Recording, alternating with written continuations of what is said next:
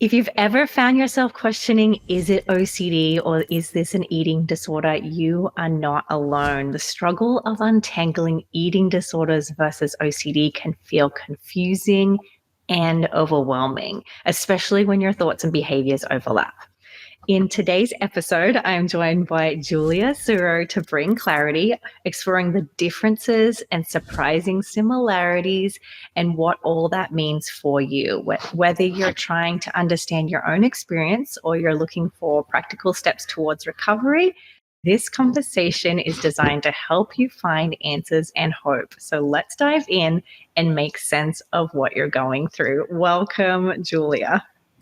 Thank you so much for having me. I'm really excited to be here.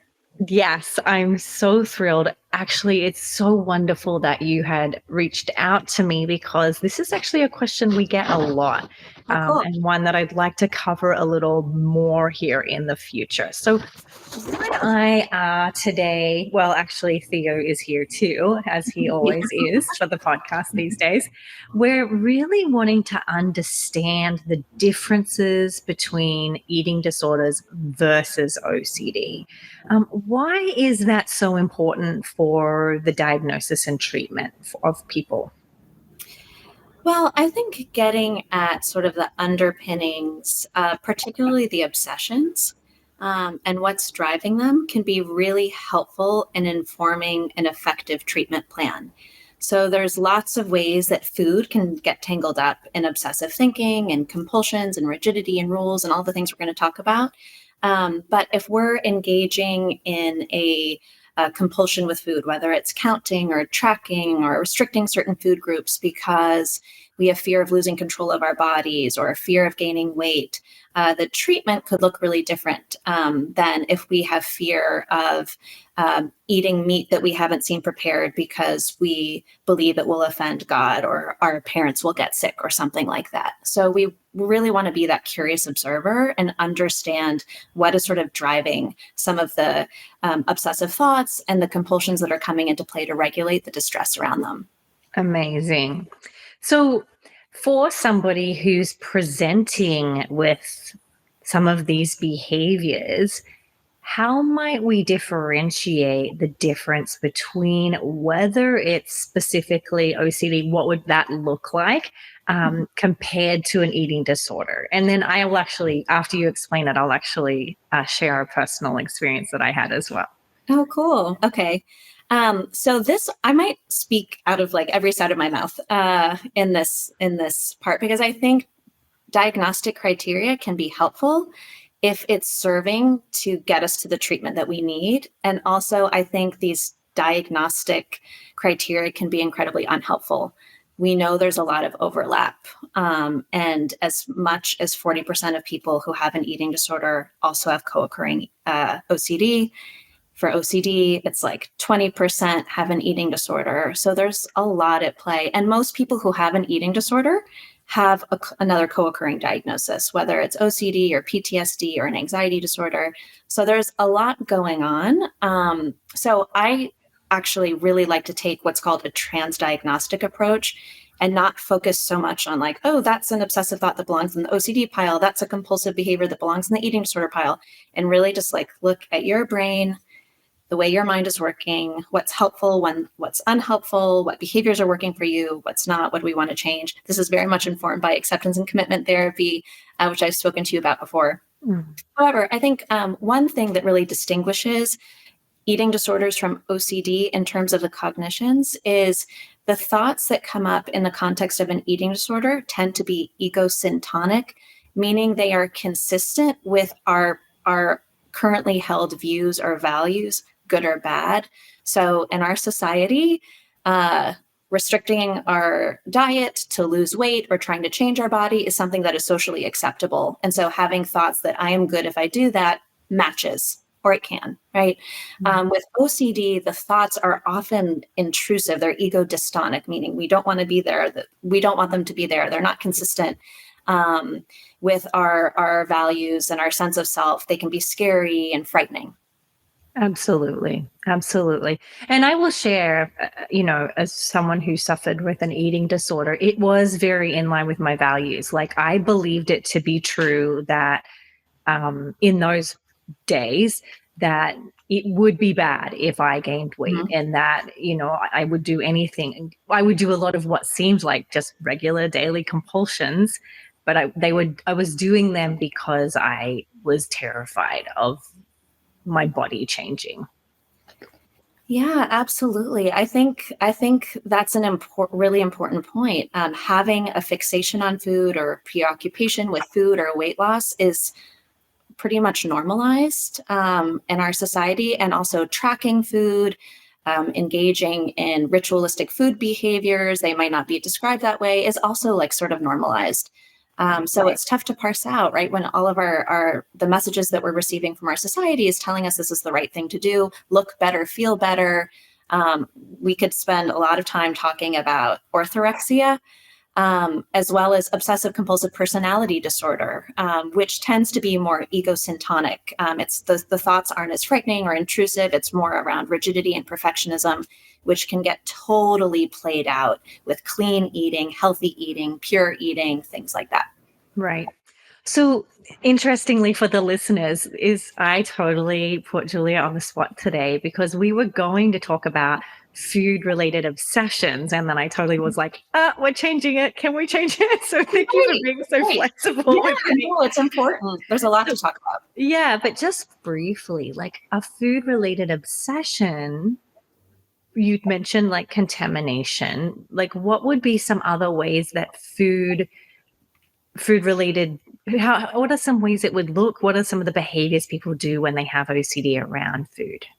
OCD around food specifically. I think some of the behaviors can look like a lot of tracking, counting, keeping meticulous logs, a caloric count that you can't go over, that's sort of like arbitrary. I remember having a client years ago that it was like, this week it's 1,300, next week it's 1,600 without any sort of rhyme or reason. But there's this profound sense that if I go over that, something bad will happen. Mm-hmm. Yeah. So people get tied up with morality, right? Or that sort of scrupulosity. Eating this food makes me a bad person. And so all of a sudden we have sort of these good foods and bad foods, and we start to architect our life around them.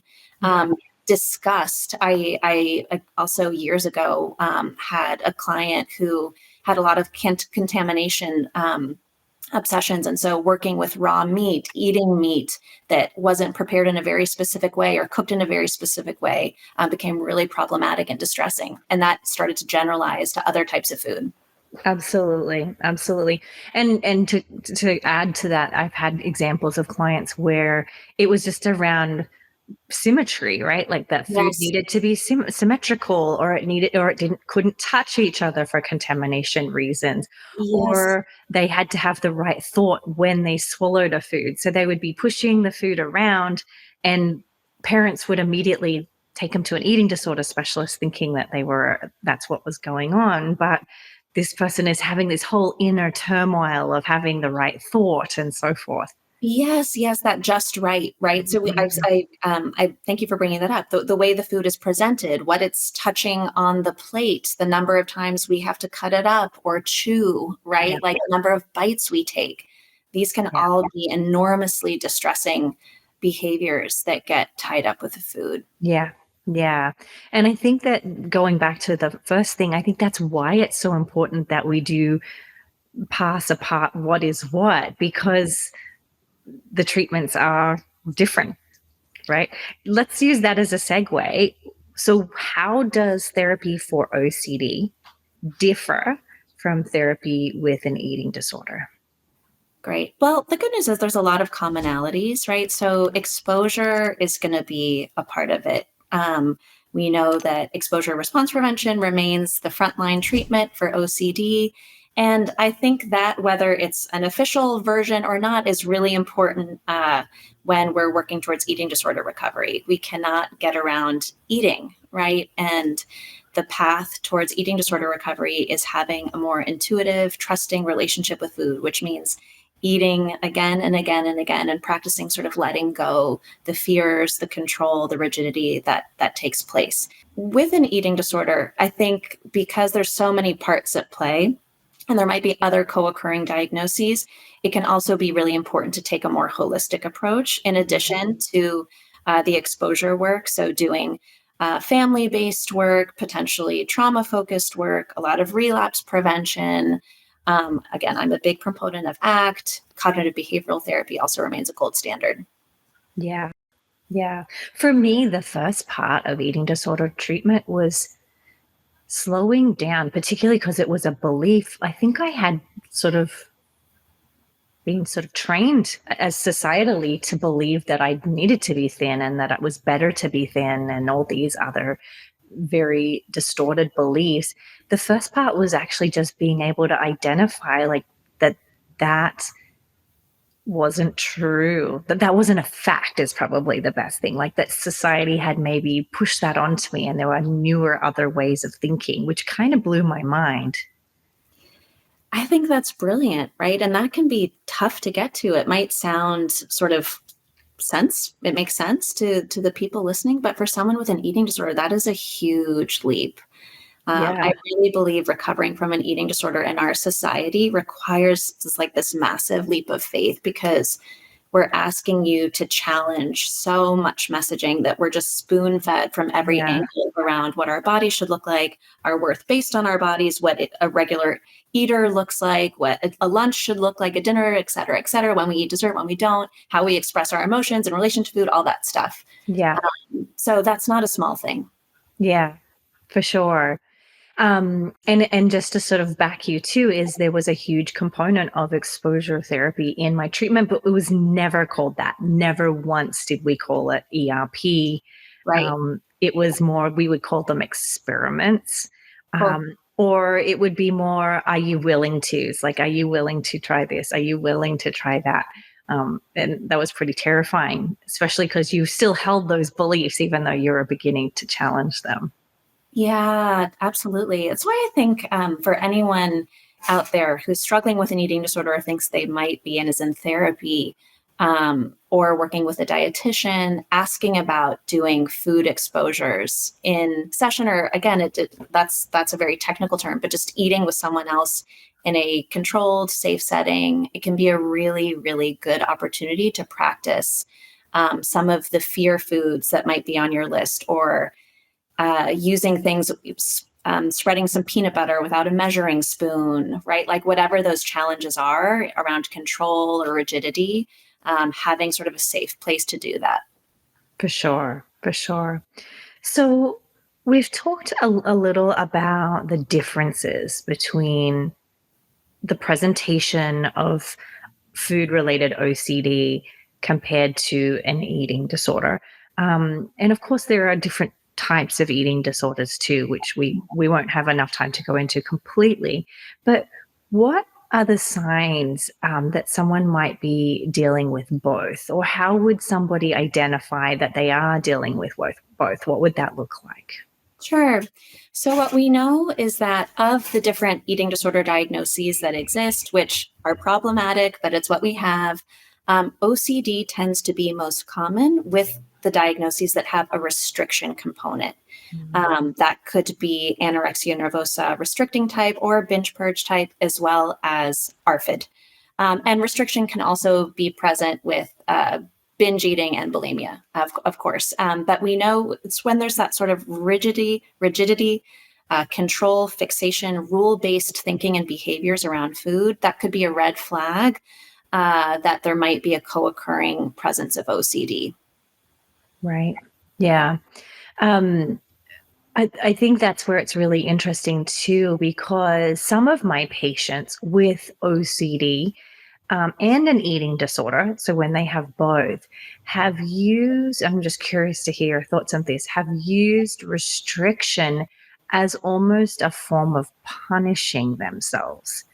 Is that something that you have seen in your practice, or you as a form of like holding back any kind of pleasure or anything nice for themselves? Is that something you see? Yeah, absolutely. So there's a assessment tool that's used to sort of measure the different underlying drivers of eating disorder behaviors called the Eating Disorder Inventory. And one of the scales is called asceticism. And it sort of has an interesting history I won't get into, but there was a cluster of nuns, I think in the 17th century, that starved themselves as a sign of devotion to God. And so it's this act of real self-deprivation. At some points, it can be real punishment that's guilt-driven. You don't deserve to eat. But in other places, it's just, I'm better if I experience less pleasure. And we see that with food, eating, but also across the board. So this might be the client that won't spend money to get their hair cut, that won't buy clothes for themselves when they need them, that their hygiene might be a bit poor, sort of this punishment, self-deprivation across the board. Right. Exactly. So let's say somebody does have both. And how might they manage that effectively? And the reason what I will also say, and maybe you can speak to this, is often in my practice, whether I'm the person working on the eating disorder or the OCD or both, sometimes I'm working in communication with another clinician. Let's say the other clinician is working on the eating disorder and I'm doing the OCD. We find this sort of whack-a-mole of the OCD goes down, but the eating disorder goes up. And then once we get the eating disorder down, maybe some other themes of OCD pop up. So how might somebody manage both of them effectively, knowing that that's not true for everybody, but can happen? Yes, I have lots of thoughts about this. I think what the evidence shows is when there are really two true distinct sort of diagnoses of OCD that might be contamination or just right or whatever it is, plus an eating disorder, and they're really different and they play out in different ways. We want to do the exposure response prevention work, creating a hierarchy, but make sure that food is happening every other exposure and finding a way to tie them in.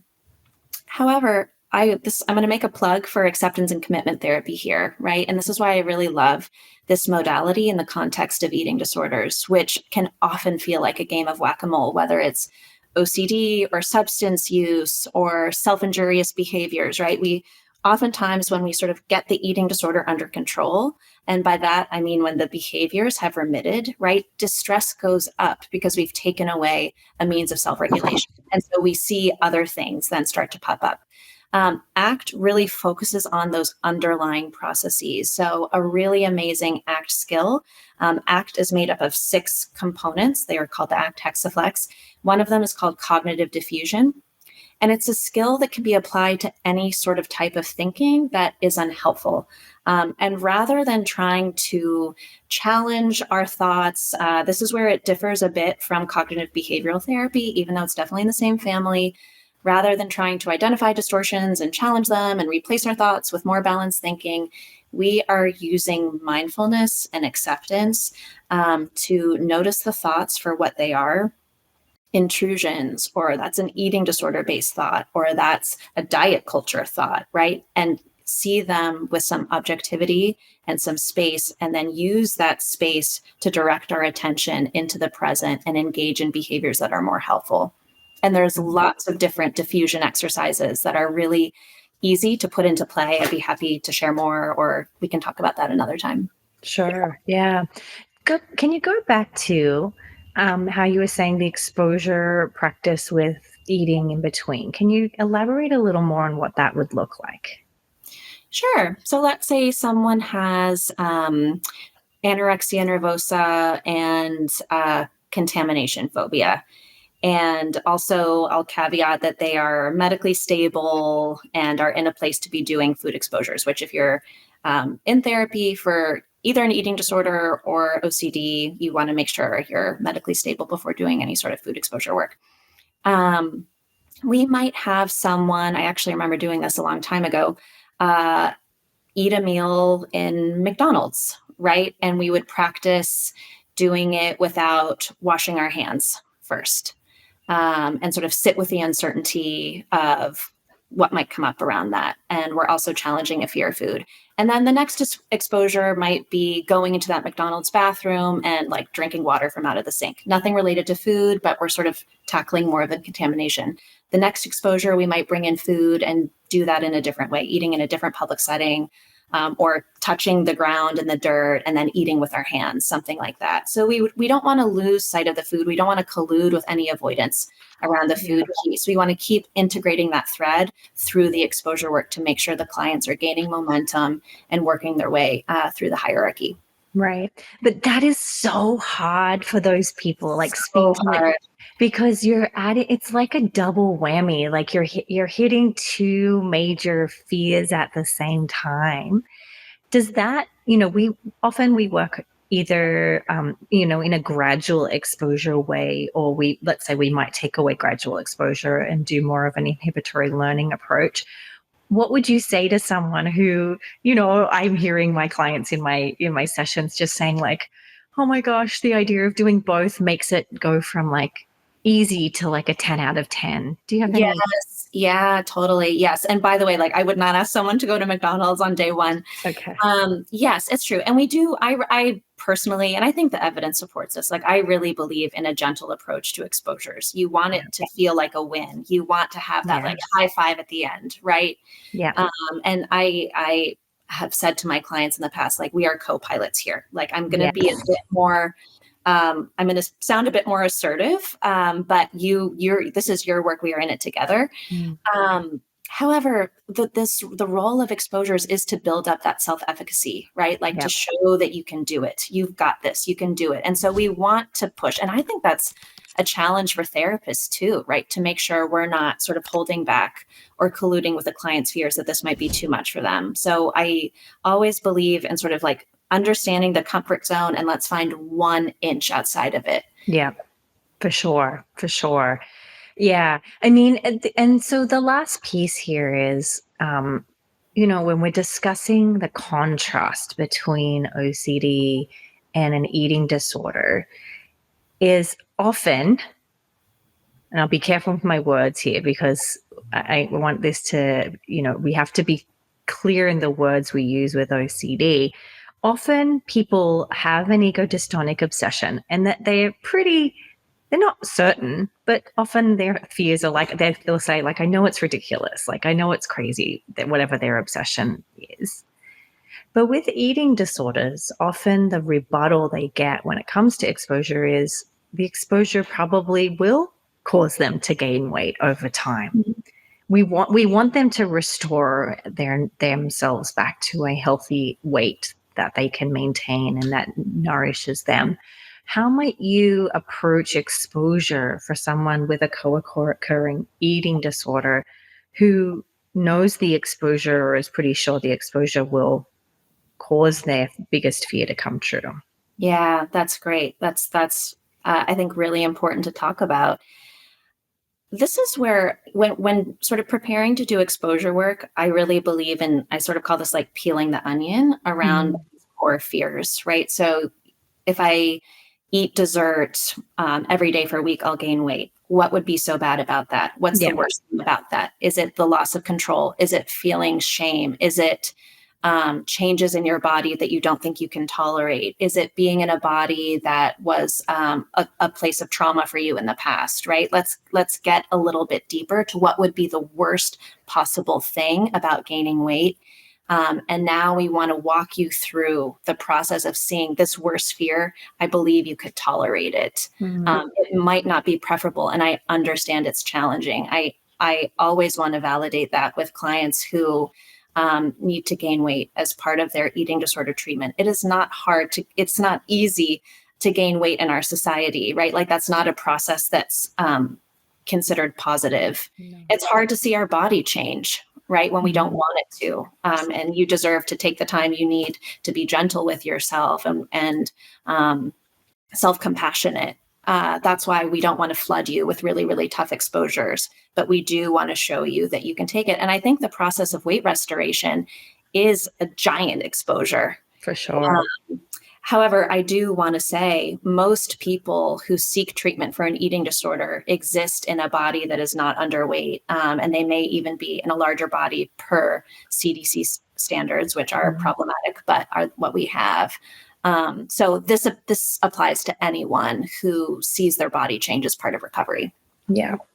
And that was a big piece of that first step for me, which was really understanding the role that fat phobia had in my life. Sure. That it was Yeah. everywhere. Like I had to undo layer upon layer upon layer of fat phobia to even get to a place where I would consider exposure experiments with anything. Yeah. Yeah. And that was but again, it was a great, I loved those conversations, but it did challenge everything that I believe to be true in the world as it is. Yeah, absolutely. And I think this brings up why it can be helpful doing any exposure work, not to rely on habituation, Mm-hmm. meaning Mm-hmm. I don't feel distress anymore. Yeah.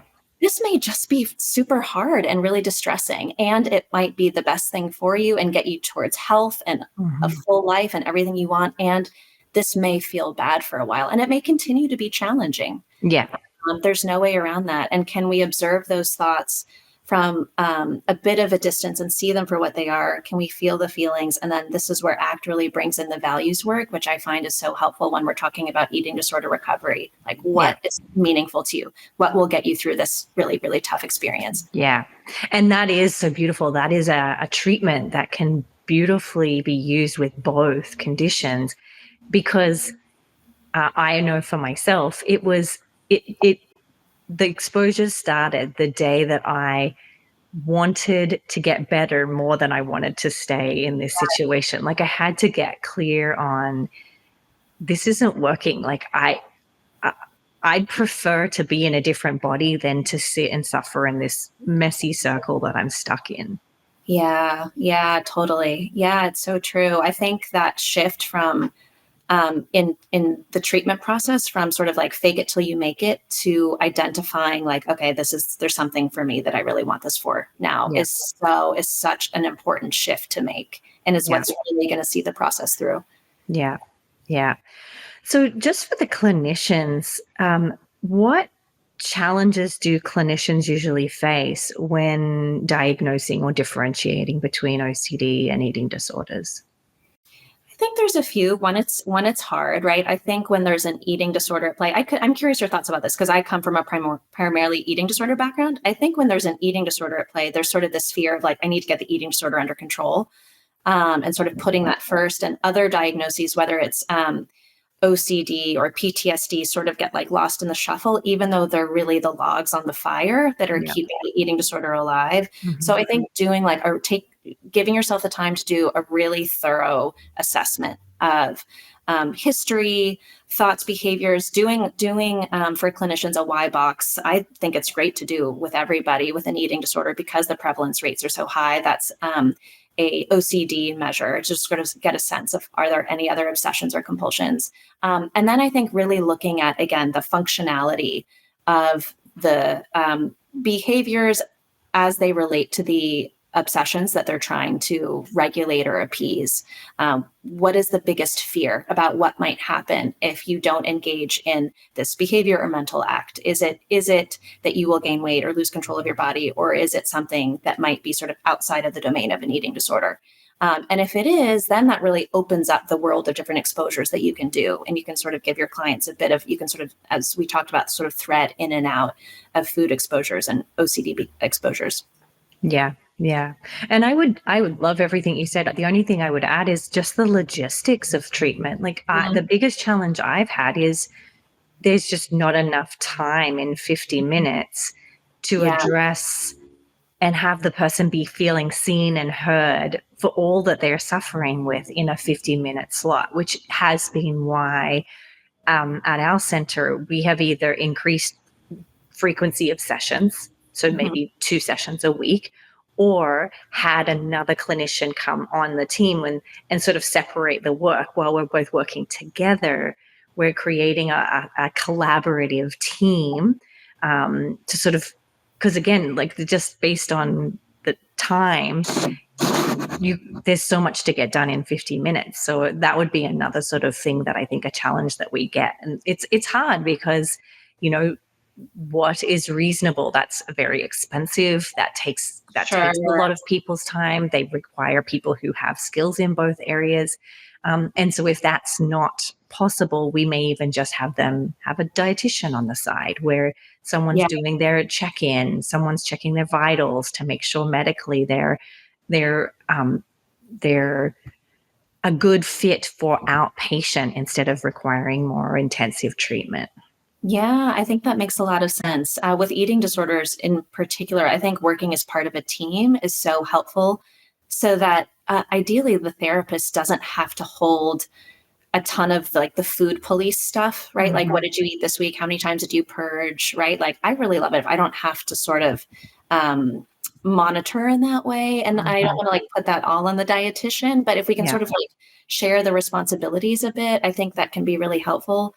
I remember at one point hearing an outpatient clinician talking about a case and saying, we're doing like one PTSD session and one eating disorder session or something like that. And I understand that, especially if you're using like a specific intervention for PTSD, but I think also to take the pressure off of yourself a bit, and we can focus on the thoughts and the behaviors, right? Yes. And whether it's contamination or fear of weight gain, right? Like it's thoughts and behaviors.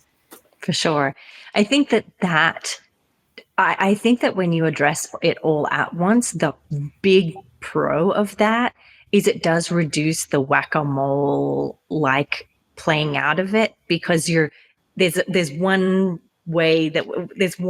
focus and one way to deal with it, and it's pretty cohesive across. But it does get confusing when you're like, well, do I do this? Do I do that? What should I do for which? So I think that's a really appropriate, way to address it. Yeah. One point, just to on that, when I was training, this was 10, 15 years ago now, for eating disorders, it really was this sort of like sequential model of get the eating disorder under control, and then you can tackle the trauma or OCD or anything else. But if you don't like get the eating disorder stabilized, anything else you address will then it'll exacerbate the eating disorder, right? And now what we know, particularly, I know I'm talking about trauma a lot, but what we know in the case of PTSD is, first of all, what would happen is like people would never get to their like PTSD. They would go home and then they'd be triggered, and then they go back to their what they know has worked for them, right? And I imagine the same is the case with OCD, right? But if you do concurrent treatment, if you do them at the same time, they both get better. And I think that's the case with OCD, where there's so much overlap and sort of the cognitive style and the types of behaviors and what's driving them, rigidity, control, right? If we can get them both at the same time, we can find sort of remission in both. Yeah, absolutely. Absolutely. So before we finish up, I have one question you could tie in this direction, but what myths or misconceptions exist around OCD and eating disorders that might hinder treatment? What might be getting in the way of people getting good care? I think there's a ton. We could probably spend a whole episode on this, right? Certainly, I'll start with eating disorders. I think there's a ton of prevailing myths around what an eating disorder looks like. Yes. So most people in general society, including clinicians, right, we don't get a ton of eating disorder training. I think many people are still stuck in sort of like the Lifetime movie, white cisgender female college student, diet gone wrong, right? And it's really about the food and weight loss. While that can be a big component, these are very complex illnesses and have deep roots. And often those roots are tied to another mental health struggle, whether it is obsessive thinking or high levels of anxiety, rigidity, perfectionism, trauma, right? So really getting at the roots of the disorder, I think, is still a struggle for many individuals seeking treatment.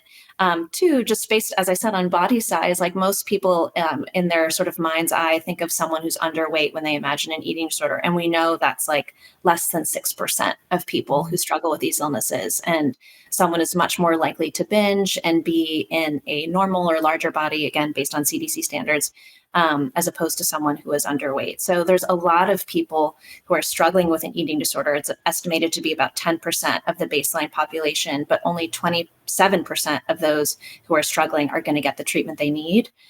So there's a lot there, what an eating disorder looks like, and that it's not all about the food. I think that in terms of OCD, and I'm curious your thoughts about this as someone who specializes more in this area, that OCD and OCPD are conflated.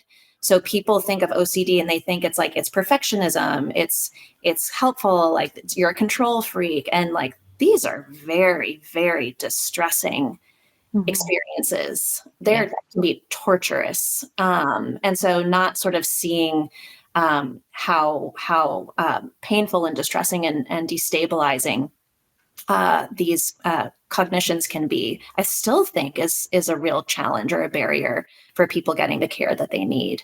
And over time, I've known people with OCD who've gotten like radically misdiagnosed, including like bipolar. It's been confused as a delusion, right? Or anxiety or autism spectrum disorder. I've over the years known many people with anorexia nervosa, and their OCD has gone completely under the radar because it's sort of like it's believed to be all about the food. So I think we need to get better. It's really sort of assessing the obsessive thoughts and compulsions. Also, I think, sorry to keep going, but the fact that not all compulsions are external behaviors, right? There can be mental acts like that. That still is a barrier for people being assessed. I think our general public, but also clinicians who aren't as well informed are still looking for like the checking of the locks or the hand washing. And it's not always that way. No. And I think it's a language thing too. Often people with OCD never tell anybody about, they're too afraid to tell anyone about their intrusive religious obsessions or sexual obsessions or harm obsessions. Or pedophilia. Yes. And so they're not able to say the fear.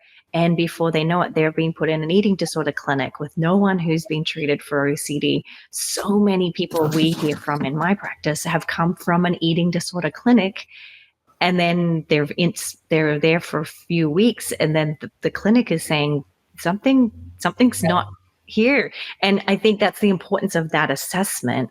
Because if the assessment, the Y box, the assessment for OCD is put in front of them, they're more likely to be like, oh, it's right here. Like I can say it because they've given us a paper with it, which I think is helpful. Yes. Yeah. I would say for any clinician listening, like a Y box, a trauma assessment. So like the life events checklist.